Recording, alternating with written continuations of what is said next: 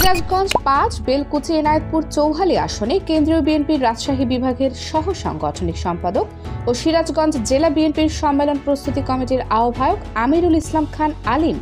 ধানের শীষ প্রতীকে মনোনয়ন পাওয়ায় বেলকুচি উপজেলার ৩ নম্বর ভাঙাবাড়ি ইউনিয়ন তামাইকুঠিপাড়া ও কাজীপুরা সবুজপাড়া যৌথ উদ্যোগে বিশাল নির্বাচনী জনসভার আয়োজনের মাধ্যমে তাকে ফুলেল সংবর্ধনা জানায়।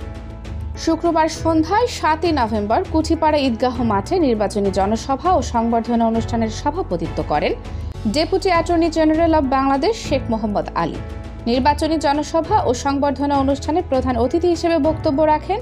আমিরুল ইসলাম খান আলিম। তিনি তার বক্তব্যে বলেন, আমি কুঠিপাড়া ও কাজীপুরা সবুজপাড়ার ঐক্যবদ্ধ আন্তরিকতায় খুশি হয়েছি।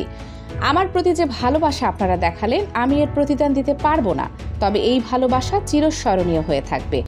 আমি যদি আপনাদের ভোটে সংসদ সদস্য হতে পারি, এই গ্রামের সার্বিক উন্নয়ন সহযোগিতায় সুখে দুঃখে পাশে থাকার প্রতিশ্রুতি দেন তিনি। অনুষ্ঠানে বিশেষ অতিথি হিসেবে বক্তব্য রাখেন বেলকুচি উপজেলা বিএনপির সাবেক সদস্য সচিব মোহাম্মদ বনি আমিন, পৌর বিএনপির সাবেক সদস্য মোহাম্মদ জাহিদুল হক মুক্তার, ভাঙাবাড়ি ইউনিয়ন বিএনপির সাবেক সভাপতি মোহাম্মদ হাফিজ শেখ, ভাঙাবাড়ি ইউনিয়ন বিএনপির সাবেক আহ্বায়ক হাফেজ মোহাম্মদ শাহিন মল্লিক,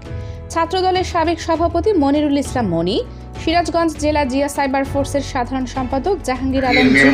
উপজেলা যুবদলের যুগ্ম আহ্বায়ক গোলাম কিবরিয়া, উপজেলা স্বেচ্ছাসেবক দলের সিনিয়র যুগ্ম আহ্বায়ক রাজীব হোসেন, বেলকুচি উপজেলা সাংস্কৃতিক সংগঠন জিসাস এর আহ্বায়ক মোহাম্মদ রেজাউল করিম, উপজেলা শ্রমিক দলের নেতা মনিরুজ্জামান পলাশ, উপজেলা শ্রমিক দলের সদস্য মোহাম্মদ জলিল আকন্দ, ১ নম্বর ওয়ার্ড বিএনপির প্রচার সম্পাদক খোরশেদ আলম সহ কুঠিপাড়া ও কাজীপুরা সবুজপাড়ার ময়মুরব্বী ও বিভিন্ন পর্যায়ের নেতৃবৃন্দ উপস্থিত ছিলেন।